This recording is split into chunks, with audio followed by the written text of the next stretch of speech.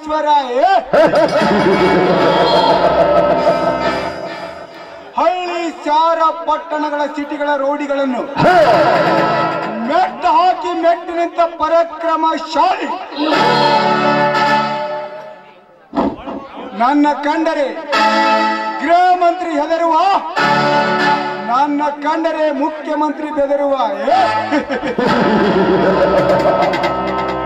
ನಾನು ಹೊರಗಡೆ ಇಡೀ ನಾಡಿನ ಜನರೇ ಗದ ಗದ ಗದ ಗದ ನಡುಗುತ್ತಿರುವಾಗ ಏಕೋಚಿತ್ತೊಬ್ಬ ತಿರುಕ ಅನಾಥನ ಮಗ ಬೀರ ನನಗೆ ಎದುರಾಗಿ ನನ್ನ ಸ್ವಾಧೀನಕ್ಕೆ ಎದುರಾಗಿದ್ದಾನೆಂದರೆ ನಾನವನ್ನ ಸಮಾಧಿ ಮಾಡದೆ ಬಿಡಲಾರೆ.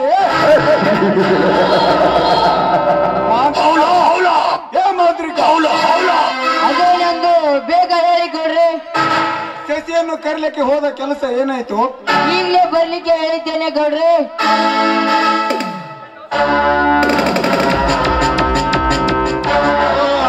ಬಂದ್ರು ನೋಡ್ರಿ ಗೌಡ್ರೆ. ನಮಸ್ಕಾರ ಗೌಡ್ರಿ, ಅಣ್ಣ ಬರುತ್ತಿದ್ದಾನೆ. ನಮಸ್ಕಾರ ಗೌಡ್ರಿಗೆ. ಓಹೋ, ರೈತ ಮುಖಂಡ ಧರ್ಮರಾಜ, ಬನ್ನಿ ಕುಳಿತುಕೊಳ್ಳಿ. ತಾವು? ಅದೇನಿಲ್ಲ ಗೌಡ್ರಿ, ಈ ವರ್ಷ ನಾನು ಬೆಳೆದ ಮಾಲಿಗೆ ಚೆನ್ನಾಗಿ ರೇಟ್ ಹತ್ತೈತಿ, ಕೈ ತುಂಬಾ ಹಣಾನು ಬಂತು. ಹೀಗಾಗಿ ತಮ್ಮನ ಓದಿನ ಸಲುವಾಗಿ ತಮ್ಮ ಕಡೆ ತೆಗೆದುಕೊಂಡ ಸಾಲ ತೀರಿಸಲು ಬಂದಿರುವೆ ಗೌಡ್ರಿ. ಹಬ್ಬ, ಅಂತೂ ಈ ವರ್ಷ ಕೃಷಿಯಿಂದ ಖುಷಿಯಾಗಿದ್ದೀಯಾ? ಅದೆಂತ ಖುಷಿ ಗೌಡ್ರಿ, ಚಳಿ ಮಳಿ ಬಿಸಿಲನ್ನದಲ್ಲೇ ದುಡ್ದು ಈ ಜೀವನ ಬಹಳ ಸಣ್ಣ ಆಗಿ ಹೋಗಿಬಿಟ್ಟದ ಗೌಡ್ರಿ. ಆಳಿನ ಪಗಾರ ಬಹಳ ಆಗ್ತದ ಅಂತೇಳಿ ಅದನ್ನು ಉಳಿಸಿಕೊಂಡು ಅದರಲ್ಲೇ ತ್ರಾಸ ಮಾಡಿಕೊಂಡು ತಮ್ಮ ಸಾಲ ತೀರಿಸಲು ಬಂದಿರುವೆ ಗೌಡ್ರಿ. ಚಿತಾಪತಿ ಅವರ ಸಾಲ ಎಷ್ಟಾಗೈತಿ ನೋಡು. ಆಯ್ತ್ರಿ ದಣಿ.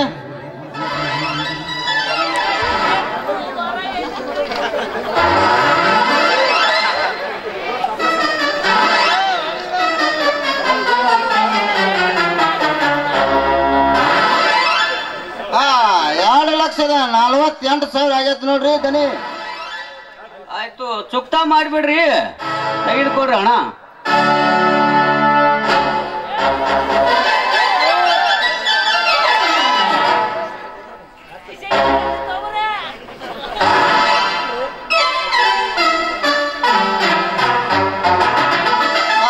ಎಲ್ಲ ಲೆಕ್ಕ ಚುಕ್ತಾ ಆಯ್ತು ಧರ್ಮಣ್ಣ ನಿಮ್ಮದು. ಆಯ್ತು, ನಾನೇನು ಬರ್ತೇನೆ ಗೌಡ್ರಿ. ಬಾರಪ್ಪ ಶಿಷ್ಯದರ ಹೋಗೋಣ. ಇಲ್ಲಣ್ಣ, ನೀವು ನಡೆಯಿರಿ, ನಾನು ಆಮೇಲೆ ಬರುತ್ತೇನೆ.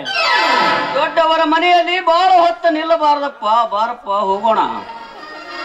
ನಾಳೆ ನಾನು ಇನ್ಸ್ಪೆಕ್ಟರ್ ಆಗಿ ಅಧಿಕಾರ ಪಡಿತೀನಲ್ಲಣ್ಣ, ಅದರ ಬಗ್ಗೆ ಮಾತಾಡಬೇಕು. ಇವರು ಈ ಭಾಗದ MLA ಅಲ್ವಾ, ಅದಕ್ಕೆ ನೀವು ನಡೆಯಿರಿ. ಸರಿ ಸರಿ, ಹಾಗೆ ಮಾಡಪ್ಪ, ನಾನು ಹೋಗುವೆ. ನನ್ನ ಮುಖ್ಯವಾದ ಕೆಲಸಕ್ಕೆ ನೀವು ಸೇರಿ ಬಂದಿದ್ದಾರೆಂದು ನಾನು ತಿಳಿದುಕೊಂಡರೆ ಏನು ಹೇಳದೆ ಕೇಳದೆ ಅವನು ಹಾಗೆ ಕಳಿಸಿಬಿಟ್ಟಲ್ಲೋ. ಬರುದು ಬಂದಾನ, ನಮ್ಮ ಭೂಮಿ ಕೇಳ್ತಾನ, ಇಲ್ಲ ನಿನ್ನ ಲಗ್ನ ಸಮಾಚಾರ ಕೇಳ್ತಾನಂತ ನಾನು ತಿಳಿದಿದ್ರೆ ಇದೇನಾಯ್ತು ನಿನ್ನ ಕೆಲಸ. ಆಚಾರ ವಿಚಾರ ಮಧ್ಯದಾಗ ನಿಂದಿಟ್ಟೇನರ ಸದಾಚಾರ ಇದ್ರ ಅದು ಹೇಳಿ ಕೂತು ಮಂದಿ ಮುಂದೆ ಪಟ ಪಟ ಪಟ ಹೇಳ್ಬಿಡಪ್ಪ ತಮ್ಮ.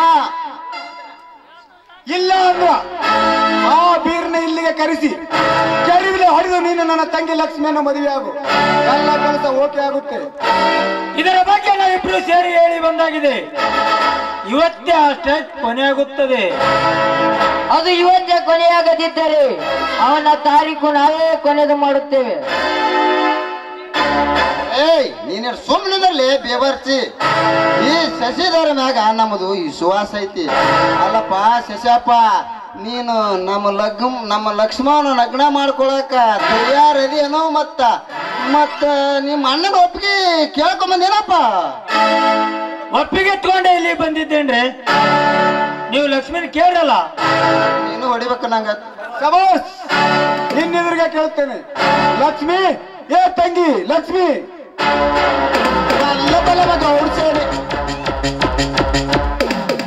ಬಂದೆ ಅಣ್ಣ. ಯಾಕಣ್ಣ, ಏನಾದ್ರೂ ಕೆಲಸ ಇತ್ತ? ಬಾರಮ್ಮ, ನಿನ್ನ ಮದುವೆಯಾಗೂ ಗಂಡು ಬಂದಿದ್ದಾನೆ ನೋಡಲ್ಲಿ. ಅವನನ್ನ ನೋಡಿ ನಾನೇನ್ ಮಾಡ್ಲಿ ಅಣ್ಣ? ಮದುವೆ ಆಗಬೇಕಮ್ಮ. ಈಗ ಅವನು IPS ಓದಿ ಇನ್ಸ್ಪೆಕ್ಟರ್ ಆಗಿದ್ದಾನೆ. ಅವನು ಇನ್ಸ್ಪೆಕ್ಟ್ರೇ ಆಗ್ಲಿ, ಕಲೆಕ್ಟರೇ ಆಗಿರ್ಲಿ, ಆದ್ರೆ ನಾನು ಮಾತ್ರ ಅವನನ್ನ ಮದ್ವೆ ಆಗೋದಿಲ್ಲ ಅಂದ್ರೆ ಮದ್ವೆ ಆಗೋದಿಲ್ಲ ಅಷ್ಟೇ. ಲಕ್ಷ್ಮಿ, ನೀನು ನನ್ನ ತಂಗಿ ಅಲ್ಲವೇ? ಮನ ತಂಗಿ ಎಂದು ಇಡೀ ಊರಿಗೆ ಗೊತ್ತಿದೆ ಅಂದಾಗ ನಾನು ಮಾತ್ರ ಇವನನ್ನ ಮದ್ವೆ ಆಗೋದಿಲ್ಲ. ನಾನು ಮದ್ವೆ ಆಗೋ ಹುಡುಗ ಬೇರೆನೇ ಇದ್ದಾನೆ.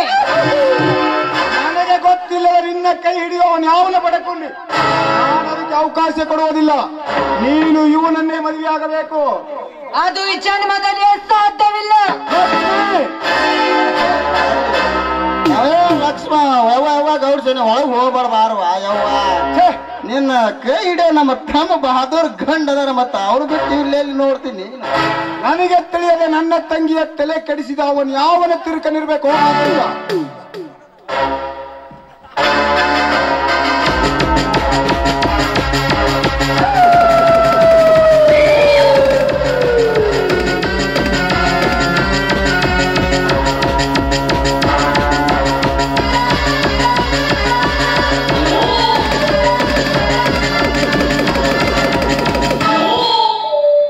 ಸ್ವಲ್ಪ ತಾಳ್ಮೆರ್ಲಿ ಗೌಡ್ರಿ. ನಿಮ್ಮ ತಂಗಿಯ ತಲೆ ಕೆಡಿಸಿದವನು ಯಾರೋ ಯಾಕೆ? ಅವನು ನಿತ್ಯ ನಿಮ್ಮ ವೈರತ್ವದಲ್ಲೇ ಇದ್ದಾನೆ. ಅಂದರೇನೋ ಮನೋಹರ ನಿನ್ನ ಮಾತಿನ ಅರ್ಥ? ನನಗೆ ತಿಳಿಯದ ನನ್ನ ತಂಗಿಯ ಕೈ ಹಿಡಿದು ಮೈ ಮುಟ್ಟಿ ಬರುವವನು ಯಾವನೋ ಸೂರ. ಅವನೇ ನಿಮ್ಮ ಕಡು ವೈರಿ, ಕುರಿಗಾರ ಬೀರ. ಸಾಧ್ಯವಿಲ್ಲ, ಇದನ್ನು ನಂಬಲು ಸಾಧ್ಯವಿಲ್ಲ. ಡಬಲ್ ಡಿಗ್ರಿ ಓದಿದ ನನ್ನ ತಂಗಿಯಲ್ಲಿ ಆ ಹೆಬ್ಬಟ್ಟಿನ ಬೀರೆಯಲ್ಲಿ ಇದನ್ನು ನಾನು ನಂಬಲಾರೆ. ಮನೋಹರ, ಇದನ್ನು ನನಗೆ ಸುಳ್ಳು ಹೇಳುತ್ತಿರುವೆ. ನೀವು ನನ್ನ ಮಾತು ನಂಬುವುದಿಲ್ಲ ಎಂದು ತಿಳಿದೆ ಅವರು ಆಡಿ ಅಪ್ಪಿ ನಿಂತಾಗ ಅವರ ಭಾವಚಿತ್ರ ತೆಗೆದಿದ್ದೇನೆ.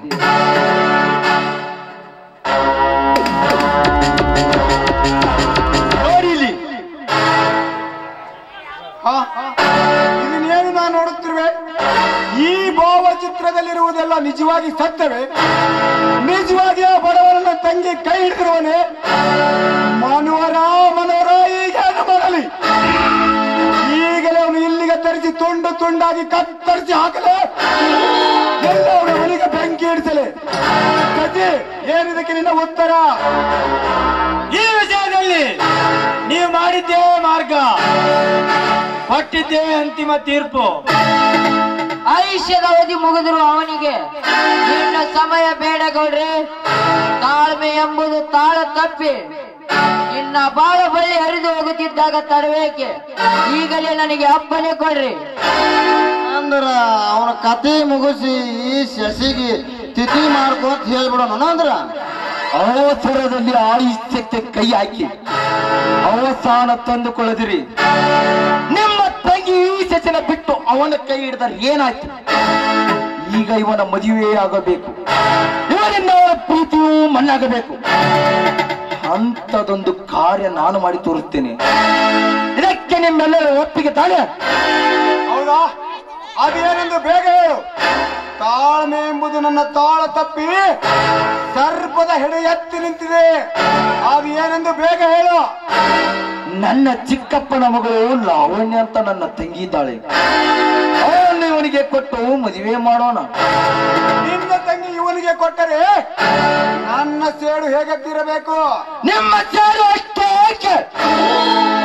ನಿಮ್ಮ ಆಸೆಗಳೆಲ್ಲವೂ ಕೈಗೂಡುತ್ತವೆ. ಇದೇನೋ ತಮ್ಮ ನಿನ್ನ ಗುಡಾರ್ಥ ಒಂದು ತಿಳಿಯೋದಲ್ಲ ಕೂತ್ ಮಂದಿಗೆ. ಅದೇನೋ ಸ್ವಲ್ಪ ಬಿಡಿಸೇರ ಹೇಳು ತಮ್ಮ. ನನ್ನ ತಂಗಿ ಇವನ ಮದುವೆ ಆದ ನಂತರ ಅವರು ಹೇಳಿದಾಗೆ ಎಲ್ಲವನ್ನು ಮಾಡುತ್ತಾ ಹೋಗೋಣ. ಮೊದಲು ಗೌಡ್ರ ಕಾರ್ಯ ಮುಗಿಲಿ. ಈ ವರನ ಎದುರಿಗೆ ಎಲ್ಲವನ್ನು ಮಾತನಾಡಕ್ಕೆ ಆಗುವುದಿಲ್ಲ. ಗೌಡ್ರ ಕೆಲಸ ಗೌಡ್ರು ಮಾಡ್ಲಿ, ಈ ಒಂದು ಕೆಲಸ ನಾವ್ ಮಾಡೋಣ. ಸೀತಾಪತಿ ಏನಂತೀಯ? ಇದಕ್ಕೆಲ್ಲ ಒಂದು ಲೆಕ್ಕಕ್ಕ ಬರಾಬರಿ ಕಾಣ್ತೈತಿ ನೋಡ್ರಿ ಗೌಡ್ರ. ಮುಂದೆ ಏನ್ ಮಾಡ್ಬೇಕು ಅದನ್ನೇ ಮಾಡಿ ತೋರಿಸ್ತೀನಿ. ಶಶಿ ಏನಂತೀಯ? ಮಾತು ಕೊಟ್ಟಾಗಿದೆ, ಮುಂದೆ ಕಾರ್ಯ ನಡೆಯಲಿ.